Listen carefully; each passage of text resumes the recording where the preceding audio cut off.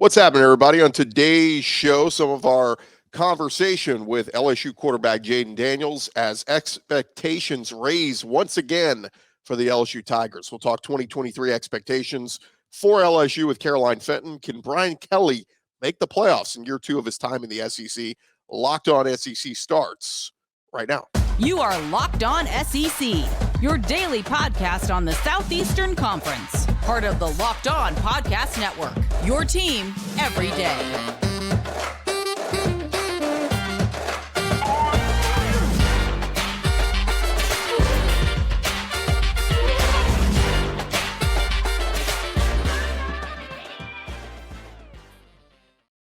And what is happening, everybody? Welcome into Locked On SEC. It's great to have you guys along. I'm Chris Gordy.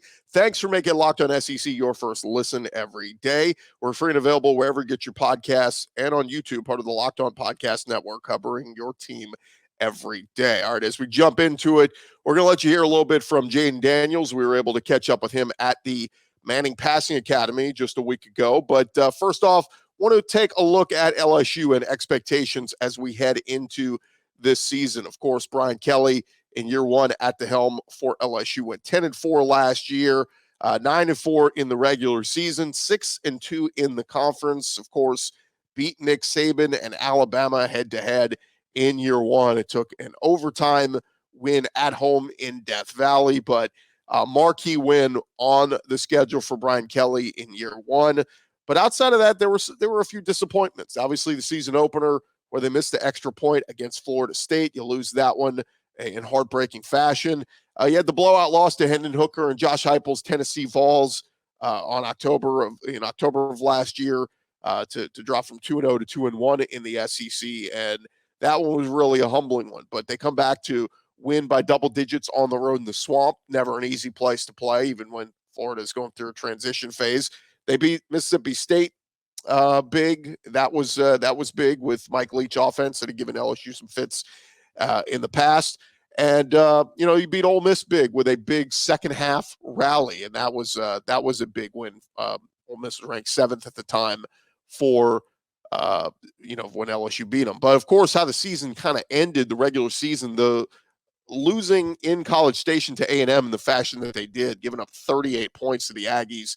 That one was a crushing one, and it was one where A&M started to get healthy, but A&M was a bad team last year, and I think a lot of LSU fans are looking at that going, you were 9-2 at the time, 6-1 in the conference. You win that one, you get to 10 wins, and who knows if you give Georgia a good game in the SEC title game, could have went to a much better bowl game, and so on and so forth. But you lose to A&M in that fashion, then you lose 50-30 to Georgia in the SEC title game.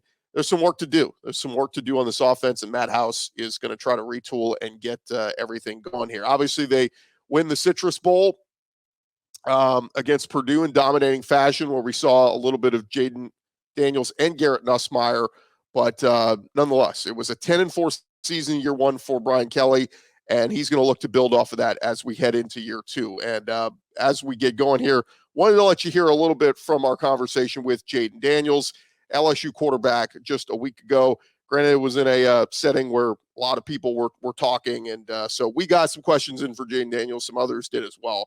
Here was our conversation with Jayden Daniels. We have the best quarterback room in the country. I'll put us against anybody in the country. For us, we're tight. Not just us, but Ricky Collins. I treat him like my little brother. So just seeing him be able to grow day in and day out, coming in as a true freshman, trying to just learn how to live on his own, even though he's from Baton Rouge, but it's different living on your own, and just how to maneuver, how to treat things professionally. So, it'll just say that how tight we are. That's just a blessing for us because, most people don't really get this in their room of just guys that just want to see each other be successful at the end of the day. Yeah, I wouldn't even say it's like we want to one-up each other. It's more so like we're happy to see each other's success. Like if I throw a dime, like they're going to come celebrate with me.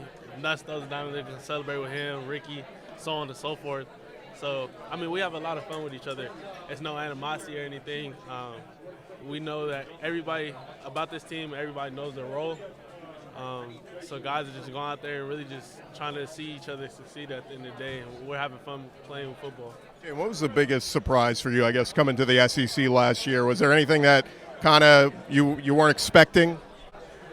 The different crowds, how much they really care about football. You know, I haven't played in something like that before. You know, you got 90,000+ people screaming at you while you're on the field. And really, I'll say the difference is just the trenches, you know, the front seven.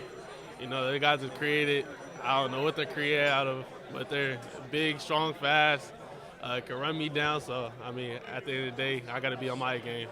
I know you were familiar with the Tiger Stadium, how live it could get, but some of those games, the Bama game particularly, I mean, did that even catch you off guard, like, damn, this is loud? I mean, I was so in the moment, I wasn't even really thinking about it. I'll probably say, like, when I actually got to really realize how big that game was and how live Death Valley is, it was after the game. I seen a picture of, on social media of everybody in the stadium on the field. So I was like, that's crazy. That's something I'll never forget. It's probably my best football experience to this day. One more for you. The obviously all the preseason magazines. I mean, you're on all these preseason lists. You know, preseason quarterback, all this. You pay attention to that kind of stuff, or do you kind of say it's nice to get that kind of recognition? It is nice to get that kind of recognition. I don't let it alter what my focus is. My focus is helping this team get to their goals too, elevating them so we could, as a team, we can win the national championship. But you know, it's nice to get the recognition at the end of the day. When you look back on last year, biggest play of the year, what was it? Was it your overtime run or the 2-point pass? I'd probably say the biggest play of the year was after Bryce broke out like 5 people. We had to go down and drive down to score.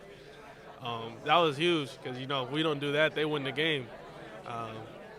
But, you know, Bryce is an amazing quarterback, but I know a lot of people say, but I'll say for me, if I had to pick and choose between that, I'll probably say my run because it's just funny how it happened. You know, I kind of call my own number. So, you know, I'll say that's the biggest play. What was that like to be able to get play against a childhood friend like Bryce Young? Was there any friendly competition before, any smack talk? Nah, it wasn't. I didn't talk to him the whole week. You know, we just kind of did whatever we did. Talked after the game. Well, not really after the game, but talked like pregame a little bit. But, you know, later down the road, like a couple months later, we talked about it. He was like, he was mad about the game. You know, he knew once we went for 2 that we were going to get it. So, you know, it's funny things like that. You get nicks and bruises throughout the season. Were there games last year where, I mean, obviously you're not 100%, but games where you just kind of had to push through because, I mean, that's just how it goes through the course of a season? The Georgia game with my ankle. You know, I was playing on one leg basically, but, you know, I got to push through at the end of the day, show my team my toughness and know they can count on me no matter what. What's the confidence like now? You've been here a year. Coach Kelly's program is foundation set. You know what's coming in the SEC. Like, is it a different feeling than it was last year when everybody was feeling each other out? 100%. We all know each other. We're more tight. We were tight last year, but, you know, just coming back and just having that confidence in each other, knowing what we expect from each player and how can we take those top players and elevate their game, and while we're elevating our game, bringing the others along with us. Your work out west with Caleb Williams was there also. How was that? Yeah, at the Lee Lemon, it was great. Me, Caleb Williams, Michael Penix, Talia, Tagovailoa. So, you know, go out there just meeting those guys more, learning them at a deeper level, getting to hang out with each other, and just having fun. You know, seeing the top high school quarterbacks go out there and compete, and go out there and just, you know, hang out with those guys. Which quarterback? You got to see some of the younger guys out there. Anybody stand out to you? Yeah, I mean, they all got something to their game. Obviously, Julian saying that won it. You know, he was having a great showcase. And yeah, I'll say it was probably everybody stood out, but you know, I respect everybody's game and what they could bring to the table. Like everybody says, other than Caleb, you were the guy. And so how about that? You know, so you 2 guys might be in a Heisman run maybe this year. Yeah, that's the. We hope at the end of the season that's what it is. So appreciate y'all. That again, a little bit of our conversation with Jayden Daniels. Thank you guys for making Locked On SEC your first listen every day. Coming up next, Caroline Fenton's going to join us, host of Locked On LSU. We'll talk all about the 2023 Tigers with her coming up in just a second. But first, I want to remind you guys about our friends over at FanDuel. This episode is presented to you by our friends at FanDuel. Take your first swing at betting MLB on FanDuel and get 10 times your first bet amount in bonus bets, up to $200. That's right.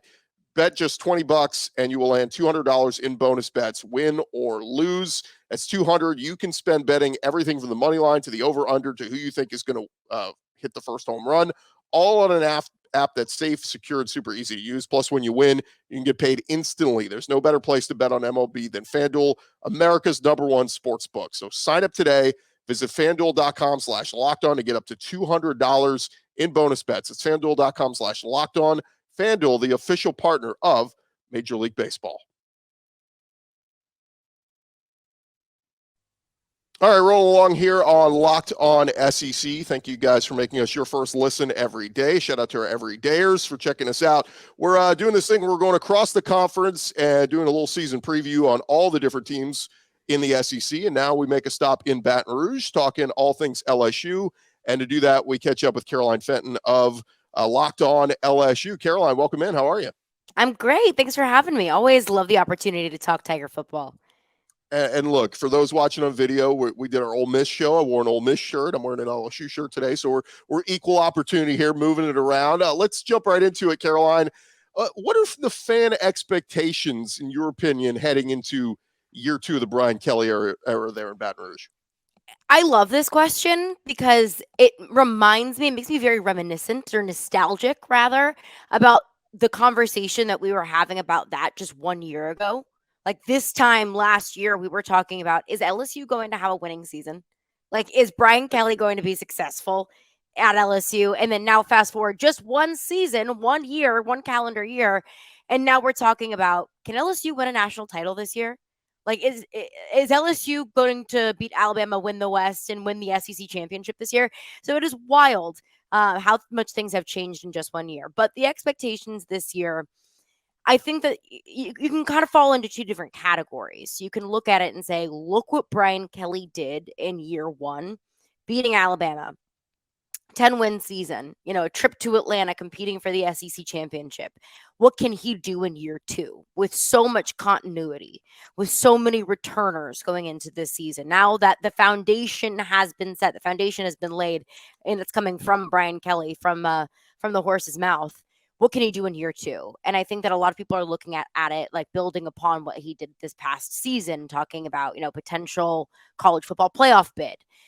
I don't think that those are necessarily fair expectations. That's something that even Brian Kelly said himself. He sat down with Blake Topmeyer of USA Today, and he said, year 3 is really what I'm looking at for this team to be a national title contender. I think that fair expectations, 9 or 10 win season in the regular season.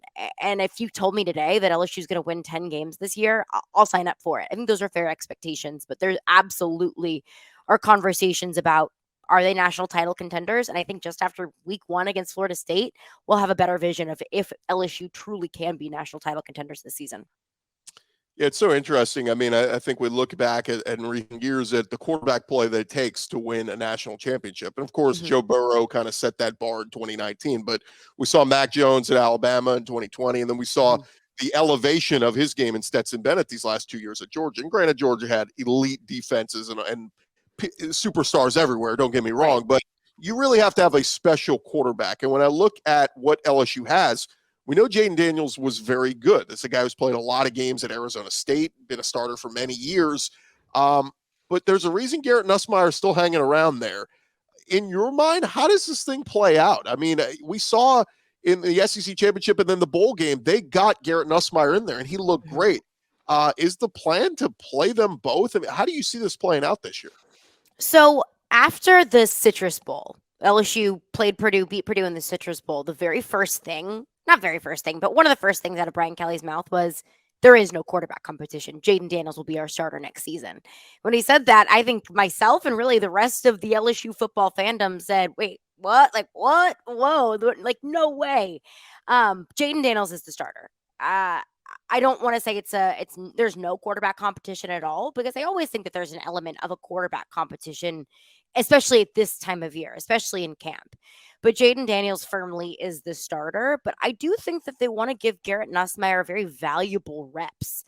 That doesn't mean that it's going to be a true 2 quarterback kind of system. I don't think that works ever. And I don't think that that's what Brian Kelly wants to do. He literally said he doesn't want to do that. But I do think that you're going to start to see a little bit more of Garrett Nussmeier, not just coming in when Jayden Daniels goes down with an injury, but taking some quality snaps. And we're going to start to see Garrett Nussmeier, I think, grow a little bit. But this is Jayden Daniels' job. And I don't even think it's really his job to lose. Yeah, it's going to be fascinating because, again, there were reports that Nussmeier had offers on the table, NIL deals from other schools to go be the starter, and he sticks with LSU. What did they promise him? What did they tell him about the 2023 season? It's just going to be one of those things to watch. In your mind, when we talk about Jayden Daniels, let's just say he's the guy, he's the starter, and he had some great moments last year. He had some not so great moments, but he had some really good moments. My thought is, if he takes another step forward, this is year 2 in the system with Mike Denbrock running as the OC. If he takes another step forward, how good can he be? And where would you rank him among some of the other returning quarterbacks? Because I've seen some rankings out there. Some people have KJ Jefferson number 1. We know Will Rogers has a lot of skins on the wall. But where would Jayden Daniels, in your mind, rank this year among all the either returning or incoming SEC quarterbacks? I have no reason to think that he can't be a top 3 quarterback in the SEC this season. And I say that because I think that Jayden Daniels himself is almost like a microcosm for this LSU football team as a whole, because Brian Kelly talks about building the foundation of having a solid year 1 and building upon that in year 2. I think and starting already off 2 or 3 steps ahead this year than they were last year. I look at Jayden Daniels in a very similar way, that the foundation has already been laid. The rapport with the wide receiver core, with the offensive line, his understanding and his grasp of the offense, that's already there. The dirty work's already been done. He has his experience. He has, the skins on the wall in the room. He knows what his role on this team is, and he knows what his expectations are. He's already starting this season 3, 4, 5, 6 steps ahead than he was last year. So I think those kind of growing pains and those bumps and bruises that you saw from Jayden Daniels, specifically at the beginning of the season this past year, I think if you just watch the Florida State game, you see it. Hesitancy throwing the football. You could tell he was very skittish. He didn't have a whole lot of trust in the line and the receivers. And that's probably to be expected, when you're coming into a completely new team. It wasn't just new for Jayden Daniels. It was new for the entire football program, bringing Brian Kelly and his system in. So I think that you're already going to have that confidence in Jayden Daniels. But he's got stuff to work on. He needs to be a better passer. He relies on his legs too much. His legs are a weapon. They're an asset, absolutely. But sometimes that can be a crutch. And when there's a wide open receiver 5-6 yards downfield, Jayden Daniels has a tendency to take off. He can't do that if he wants to be, to fulfill his goals of winning the Heisman, winning the national title, things that he's already said that he wants to do. That's his goal for this season. So I have no reason to believe that he can't be a top 3 receiver, quarterback in the SEC this year, just because of the experience that he has in the league and because of the continuity of this football program. LSU is only one of 2 teams in the SEC returning a quarterback and an offensive coordinator. The only other team is Vanderbilt. So I think that gives him an advantage as well. Yeah, and I think you bring up a good point. I mean, if they're going to get to where they want to go this year, I think Jayden's got to develop more as a passer and less running. We know he can run, but we want to see him sit back there, stay in the pocket, trust his receivers and throw. Because that Arkansas game last year, just so hesitant. I know LSU fans are screaming, throw the ball. And look, he can do it. It's in there. And I just look at the games he started, all those games at Arizona State. People forget, he beat Oregon a couple years back when they had Justin Herbert. So this is a guy who's played a lot of football. If he takes that next step, they could reach levels that maybe people aren't even envisioning for LSU this year. And you mentioned receiver. Yeah. I want to jump there next. LSU's got a really good one in wide receiver 1 and Malik Neighbors. You lose Kayshon Boutte, but some of these other guys, Kyron Lacey, Brian Thomas, Chris Hilton, you feel like some of those guys have to step up for LSU to be successful this year? 100%. And one question that I've been asking myself is who's going to be the Malik Neighbors of this year? Going into this past season, it was the Kayshon Boutte show. It was Kayshon Boutte and then everyone else. And Malik Neighbors just emerged as being an absolute superstar. He wasn't one that at least I was looking at to say, wow, that's going to be, the game changer this season. So who is going to be that receiver this year that has that kind of breakout year? And I'm looking at Brian Thomas, at least in my opinion, is going to be probably that most likely candidate. He's a guy with experience. He's a guy who had some quality reps this past season, but just needed more and more opportunity. And now with Jayden Daniels, at least ideally, being more comfortable in this system, maybe throwing the football a little bit more, that'll give Brian Thomas the opportunity to really break out. But looking at this past year, looking at the tendencies of Brian Kelly and offensive coordinator Mike Denbrock, I think that it's going to be the tight ends that really start to blossom, that really break out. I mean, like Notre Dame's not tight end you for no reason. I know that's not only because of Brian Kelly and his love and admiration for using the tight end position in his offense, but that does have a lot to do with it. We saw the development of true freshman Mason Taylor this past season. You don't beat Bama without Mason Taylor. So I do think he takes another big step forward. And I think that you start to see the tight end position become even more and more of a staple in the passing game. Yeah, if Brian Kelly could play 5 tight ends at one time, he would. He would do it. One more thing on the offense. When I look at the run game, I mean, they bring back almost all the backs with Josh Williams, Noah Cain. They had Logan Diggs from Notre Dame.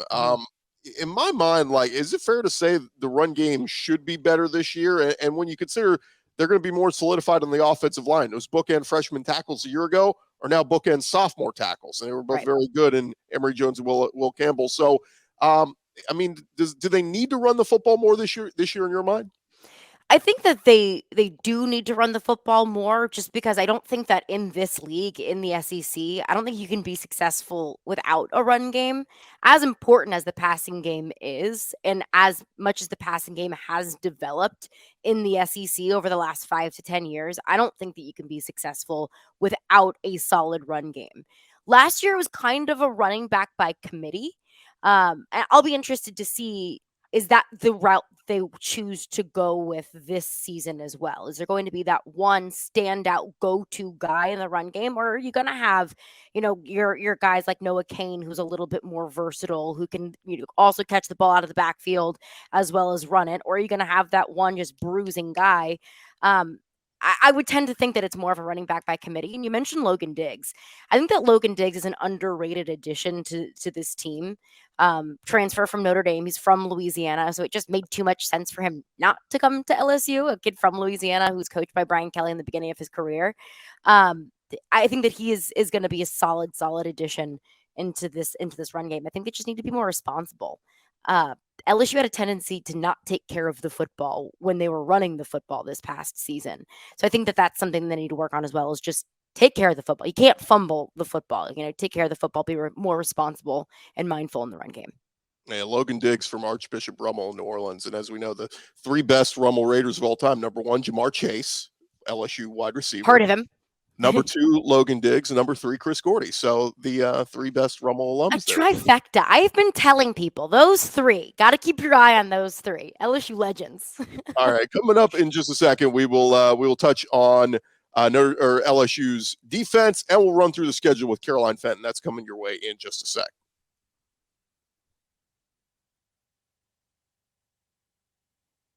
All right, rolling along here with Caroline Fenton, host of Locked On LSU, and we're talking about the 2023 LSU Tigers. And Caroline, we talked a lot about the offense. Let's talk a little bit about the defense, because we know this is a front that is headlined by Harold Perkins, who a year ago was one of the best defensive players in all of college football, but a couple of new additions. Obviously, they lose some of the guys on the defensive line. They bring in some transfers there. We'll see what happens. They get Mason Smith back, which is huge. But kind of an underrated guy that they're getting through the portal at linebacker, Omar Spates. I keep reading more and more of people who are very high on him, and they like the idea of him playing next to Harold Perkins. And, we'll see what that does in playing sideline to sideline. But just give me your overall thought on how, confidence level and where you are in this LSU defense heading into 2023. This is a tale of two defenses because you asked me my confidence in the defense. I'll talk about the front seven. The defensive line, confidence is on 10 because you saw the emergence of Harold Perkins last year, who was an absolute monster as a freshman. So, what can he do in his sophomore year and a little bit more of a refined role? Last year, Harold Perkins was really used as just a versatile piece. He didn't really have a set position. He could play up front. He could rush the quarterback. He could drop back in coverage. He was a quarterback spy. I mean, he could really do it all. Brian Kelly wants him to play linebacker. He's going to play linebacker. So I'm excited to see what he does in that role. And then also last year, you saw the emergence of Mekhi Wingo, who transferred into LSU after his freshman season at Missouri, had a really solid freshman season at Missouri. Mason Smith goes down in that first game against Florida State. Mekhi Wingo really stepped up. And from what I've heard, he was just the kind of guy that you want in the locker room, that he was a great leader. So I'm excited to see what he can do in year two. Mason Smith is returning. And it's almost like I always talk about Mason Smith as like when you open your Venmo account and you have money in there and you're like, oh, nice, like free money. Just forgot about that. With Mason Smith, it's like, oh my gosh, yeah, Mason Smith is coming back. Like, great. I'm so excited to see what he can do. He was poised for a breakout year this past year, got sidelined just too early after he tore his ACL against Florida State. So excited to see what he can do. So confidence on 10. You mentioned Omar Spates, captain at Oregon State, 4-year starter at Oregon State, coming in is really, settled in nicely. Ovi Agofu was another one who transferred in from Texas, spent a few years with Brian Kelly at Notre Dame, and then transferred into LSU from Texas, another one who has been a monster so far in camp. So solid on the defensive line. Getting into the secondary, I think, is a little bit of a different story. LSU had one scholarship corner going into this season from this past year, and that was Terrence Welch, who had limited snaps. He was a true freshman this past year, didn't see a whole lot of action. That was all you had. So for the second year in a row, defensive coordinator Matt House and Brian Kelly had to dig through the transfer portal to build up the secondary, and they got really solid pieces. Denver Harris, transfer from Texas A&M, 5-star, and one of the top players in his recruiting class, in the 2022 recruiting class out of LSU. So excited to see what he can do. Can he stay out of trouble? Can he stay on the field? How does he fit into LSU? This is his second shot, and it's a really solid second chance to be able to do that at what is called DBU. But it's kind of an island of misfit toys in the secondary.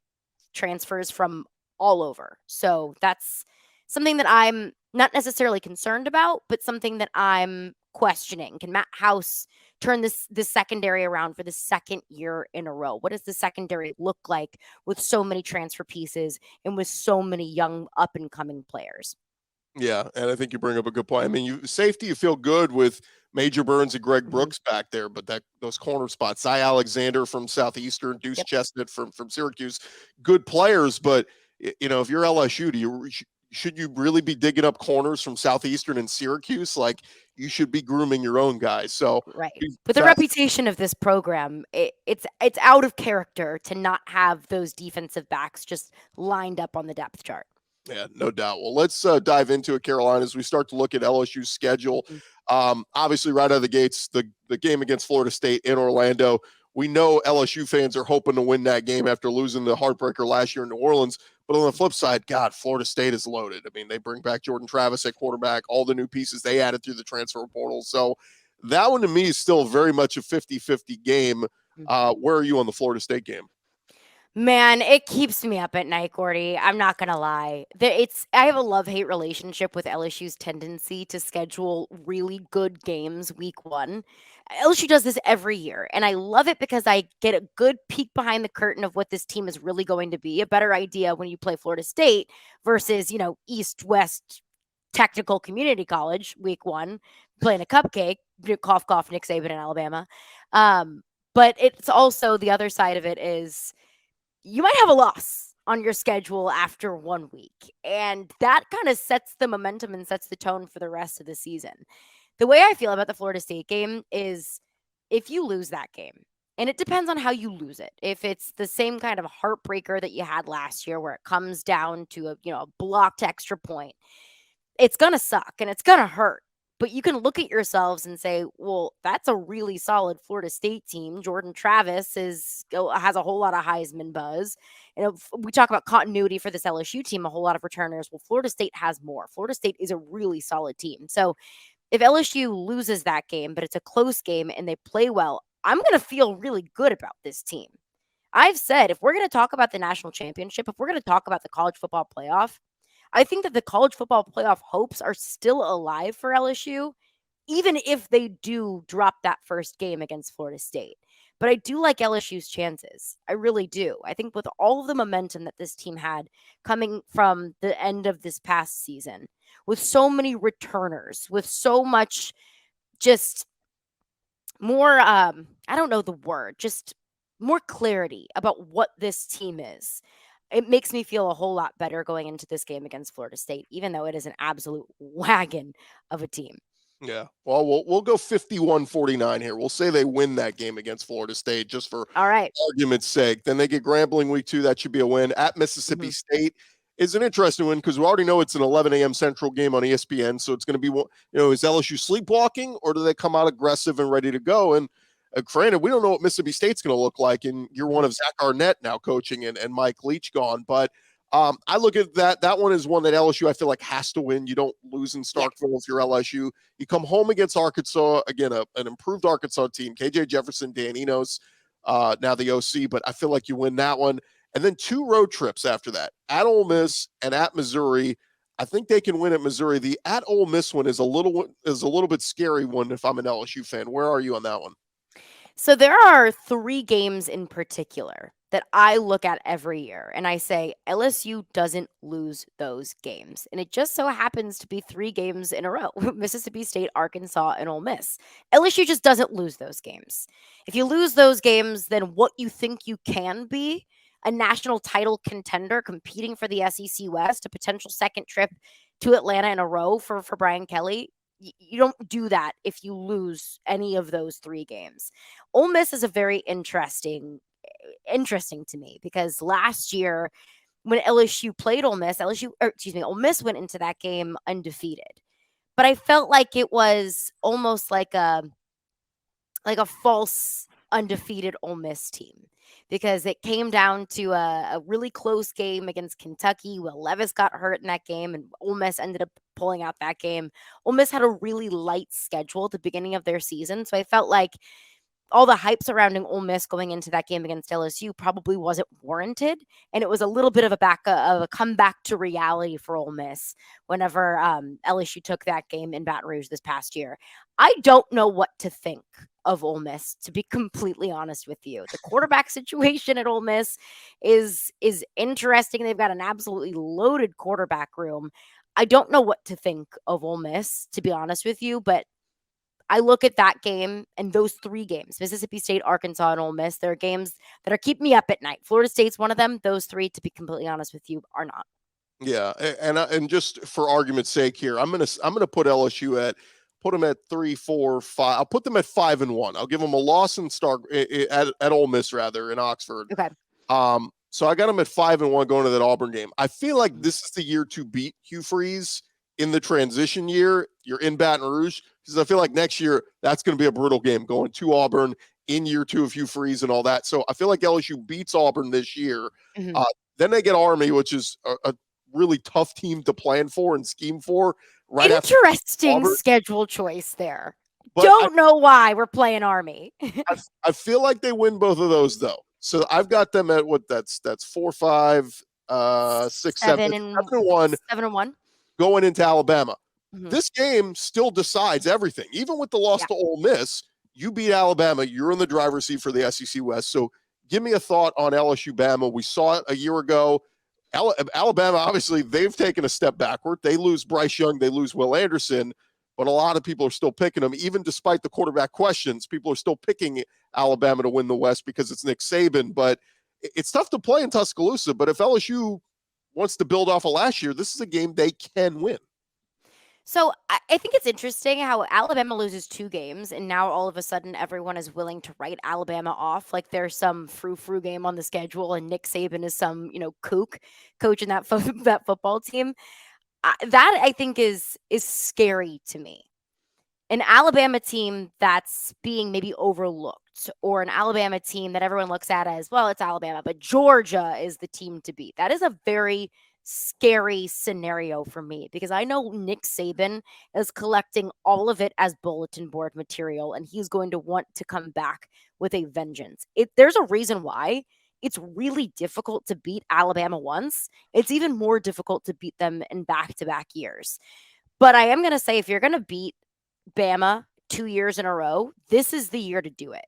When you have so much consistency, when you have a team that's very reminiscent of what you had last year. Same quarterback, same coordinators. You're returning your top 4 rushers. You're returning your top receiver. When Alabama has some quarterback concerns, questions, when you're bringing in 2 new coordinators, this is the year to beat Alabama in back-to-back years. Bryant-Denny's a tough place to play. It really is. I don't love the fact that the game's in Tuscaloosa, but in 2019, you marched into Tuscaloosa and you beat Alabama, and it was a much better Alabama team then than I think you're going to see this year. So I'm not going into the game with a ton of, I'm not going to say confidence, but I look at that and say, this is a really wonderful opportunity. If LSU played Bama in Tuscaloosa in September, I give LSU the win. The fact they get them in November, I think Alabama's already got the quarterback thing figured out there. Right. Jalen Milroe, Ty Simpson, Tyler Buckner, whoever it is, I feel like they've solidified that guy and they're rolling. So I'll give LSU a loss there, 7-2. I think that's fair. But I feel like they come back and win the next 3 at home. Florida, which, look, Billy Napier still going through a transition. It's tough to win in Baton Rouge.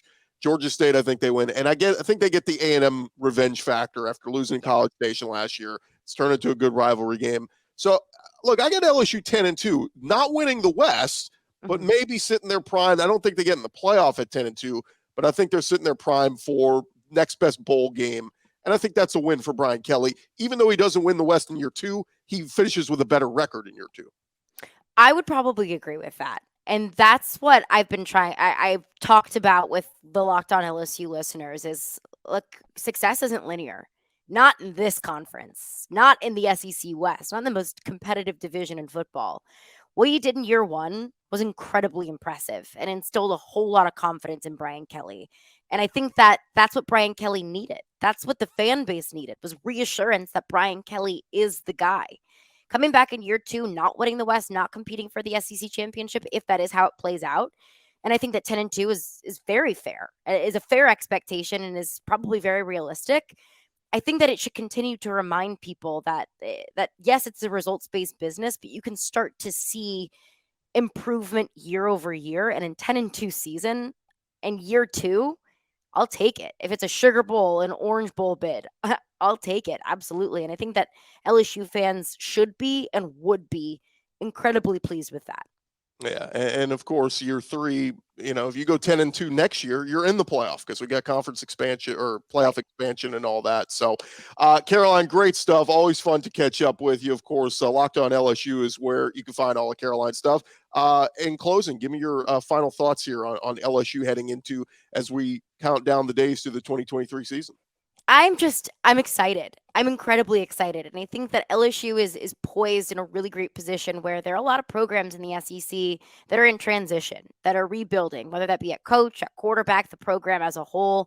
So I'm excited to see what LSU can do and how they can take advantage of an SEC that feels a little like it's in limbo. And it feels like this is like the last hurrah of the SEC as we've known it over the last 10, 11 years since Texas A&M and Mizzou joined the fold. So I'm excited. It's going to be fun. And Jayden Daniels, Heisman 2023, you heard it here first.